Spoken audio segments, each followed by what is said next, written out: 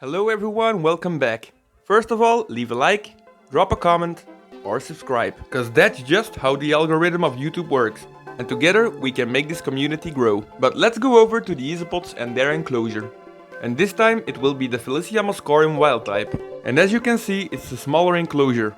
But it's also a smaller species. And still, they are an outstanding species to keep in the hobby. I do find it a very underrated species. And I will show you why. But first, let's open the enclosure to show you what I put it in. And I definitely need a tripod for my camera in the future. Cause it's freaking hard to open the lid with one hand. Phew, finally we got there. So, as you can see, they don't need that much. That's because it's an easy to keep species, winter hardened, and I will recommend every beginner with this species. I only put it in a tree stick, some tree bark, moss and leaves from my garden. But yet again, don't forget to sterilize it first. Which, as I did it, can be done by boiling it up. Well, this bark is the same bark that I was using with my Philoscia scabbards. But also here, I don't have many success with this flower box tree bark. If anyone have any thoughts, let me know, drop it in the comment section below. Cause I find it kind of weird and I really don't know what it could be. So, for the most part, I covered the surface with sterilized decaying leaf litters out of my garden. And well, the soil is a mix of forest ground and cocoa fiber. But hey, let's go over to the isopod species itself. This is the Philoscia muscorum, also better known as the fast woodlouse or the common striped woodlouse. They grow till about 12 mm in size, which still makes them a mid-sized isopod species.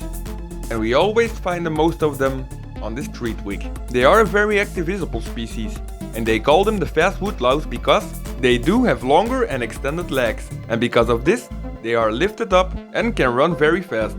But they are also called the common striped woodlouse, because if you watch closer you can definitely see darker stripes on the back of the species. Not only that, they do display beautiful markings on their segments. These I show you now are quite colored wild types, but here's the kicker.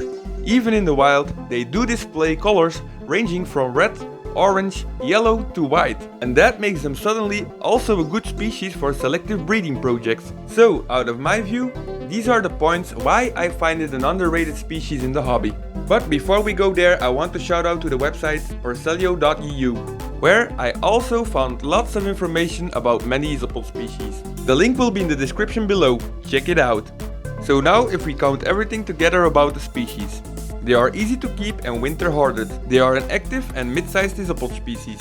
They do have many color variations, even in the wild. This species also displays outstanding markings and patterns. And it's a smaller isopod species, but not that small. They are still mid-sized. So your enclosure doesn't need to be that big to hold a colony. But sadly and nevertheless, I never saw them for sale or people that working with them to create a selective breeding line. And that's very weird and sad in my opinion, because I myself do see many potential in this isopod species. Well, I do know some other hobbyists that also keep wild type colonies of this species, but it's rare and I find it not enough for what the species has to offer. So maybe we can put up a new trend over here, and I promise you will not regret it. But first, what do you think? Do you agree with my opinion? Or do you know another underrated isopod species that deserves more attention in the hobby? Just let me know in the comment section below. So guys, we're gonna leave it with that. This was an update about my smaller Philoscia muscorum wild type enclosure.